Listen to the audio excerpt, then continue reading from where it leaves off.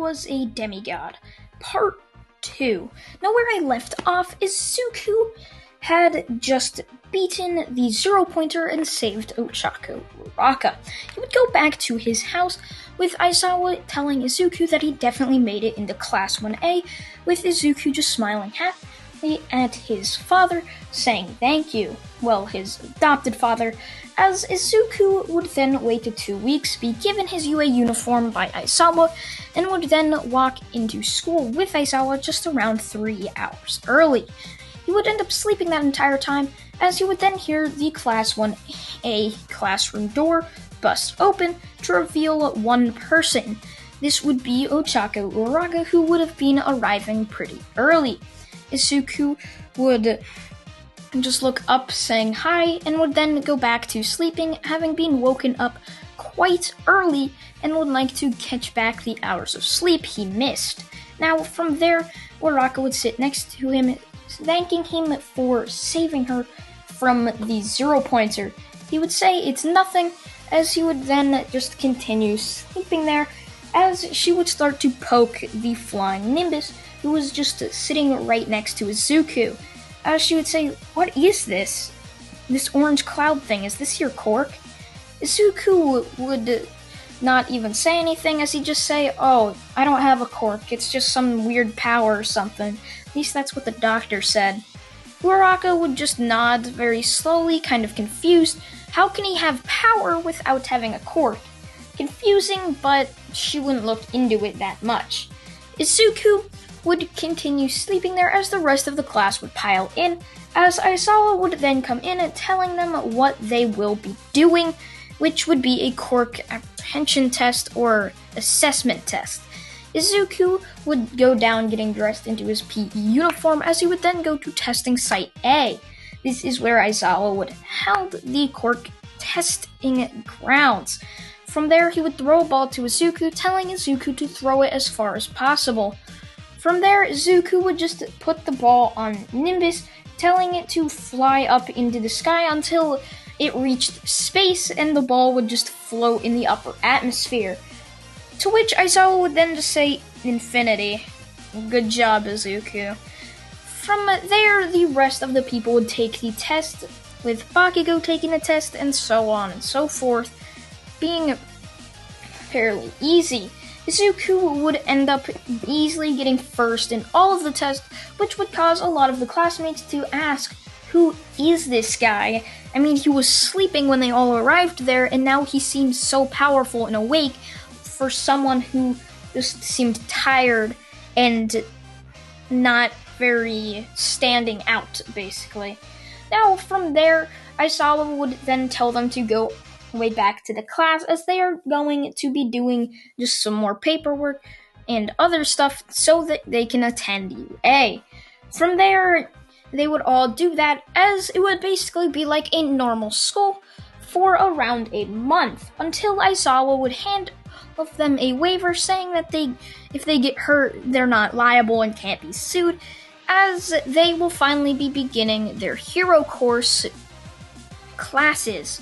The entire class would cheer, signing the waiver type thing, as they would then just be told that they will now be doing the hero course, as they would hear a mysterious thumping from coming down the hall, when all of a sudden a door would burst off its hinges, as All Might would reveal himself, saying he was running through the door like a normal person. From there, the entire class would be like, "All Might? Whoa, All Might's our teacher? That's insane." From there, All Might would then say, "Today we're doing a hero assessment. I'd like to see all of your skills as being heroes. Now, let's me think. You can't be heroes without your outfits, can you?" As you would then hit a button on the wall, revealing a bunch of suitcases numbered with the number of desks they have, which would be the students' costumes. And now a quick ad break before we get back into this What If.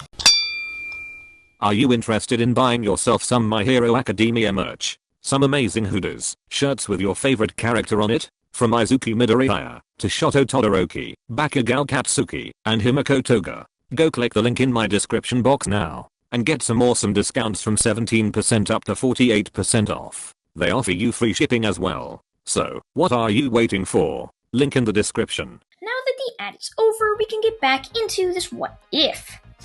Now, Izuku would get his costume on and go down to the city C, as he would then meet All Might with some of his classmates. All Might would say, let's give them 5 minutes for the rest of the students to end up getting there, which they would all get there in around that time. From there, All Might would look around as he would then say it's finally time for them to begin this test sort of thing, but he would have to explain it first, as he would then explain that there's going to be 2 heroes and 2 villains, and the villains are basically going to have 5 minutes before the heroes enter the building to hide a bomb. All the heroes have to do is either defeat both the villains or touch the bomb to win. Now from there, he would do a lottery to see who would be on the teams. The first team would be Izuku and Uraraka against Bakugo and Momo. From there, Bakugo and Momo would hide both of the bomb, as then 5 minutes would pass, as All Might would go or yell over the intercom that Izuku and Uraraka can enter into the building. From there, they would enter into the building, as Izuku would go out in front, knowing Bakugo was going to try to go for a full-on assault. Izuku, having memorized Bakugo's fighting style, would have known he was going to go for a right hook. So when Bakugo turned around the corner and was about to go for an attack, a right hook, Izuku was easily able to dodge it, grab Bakugo's arm, and flip him over his head. As Izuku would then yell for Uraraka to go and try to find the room with the bomb, so that when she does, she can tell Izuku that it's what room it is or what floor it is, and he can go there and help her with the fight. Now, Izuku versus Bakugo, what would happen in this scenario? Now, Izuku, of course, already flipping Bakugo over. Bakugo would have gotten up angry that he missed his attack, so he would then go for a punch to Izuku's face, to which he was easily able to dodge, as Izuku would then put his hand the front of Bakugo's face, slamming him down into the wall, as Izuku would then kick Bakugo across the hallway, as Bakugo would land on the wall, as he would then indent into it, creating a crater. As Bakugo would slump down as if he was about to pass out, Izuku would then just lean down to him, saying he's never going to get that $20 bet that they made as kids. Izuku would then tie Bakugo up and walk up to the floor where Rocket had just told him over their intercom system that they had.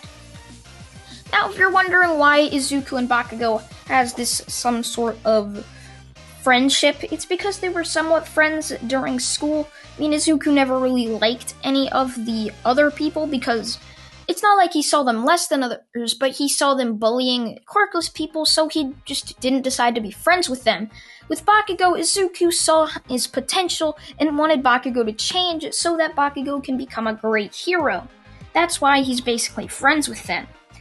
So Izuku would walk up to the floor where Uraraka was, as he would see Uraraka in a fight against Momo. Momo using a metal rod to try and hit Uraraka to somehow knock her unconscious, with Uraraka pushing against this metal rod. As Izuku would just facepalm as he'd say, "Uraraka, use your cord!" Uraraka, as if she just received a light bulb, would say, "Oh yeah, I probably should have done that already." She would have used her quirk on the metal rod, and Momo, not realizing it, would have kept the handle or hold on it, as she would then start to float up as well, with Uraraka jumping up and making Momo anti-gravity, just like the rod was, as she would then run over and touch the bomb with all of her hands, causing All Might to then jump over the intercom, saying that Izuku and Uraraka had just won the Heroes vs. Villains assignment or assessment. From there, Izuku would be tasked with going and getting Bakugo and taking him to Recovery Girl's office, just in case anything was wrong with him. Not that there would be, just in case there was. Izuku would take Bakugo to there, as he would then go down and watch the rest of the fights occur. Now from there, Izuku would be walking back home with Uraraka and Ida just catching up to them, as Uraraka would ask him if he would like to be friends, to which Izuku would smile happily, saying he would love to be friends with them, as Izuku would just be walking home with them talking about heroes.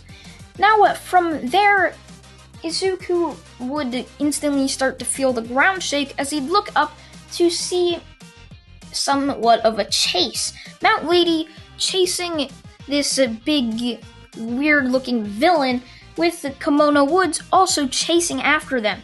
Izuku would jump back, seeing as they were in the line of fire, as he would grab both Ida and Uraraka, pushing them back, as this monster would then step down right where they just were, as they would just be right there, seeing as the monster would rush by. Izuku would think nothing of it and continue walking. However, Uraraka and Ida just looked baffled. They've never been that close to some type of villain before, and it was huge nonetheless. It could have just stomped on them and killed them in a second. Izuku would just say, "You get used to it after a while. Come on, guys, you're trying to be heroes." They would just thank Izuku, as they would then walk home. And that's where I'm going to leave it off, guys. I hope you guys did enjoy What If Deku Was a Demigod Part 2. And before I end this video off, I'd like to thank the editor Duplicity. If you like the background music, link in the description or the comment section below. And also, in the description, there's also a bunch of other What If YouTubers that you should probably check out if you haven't already. I thank you all for watching once again, and goodbye.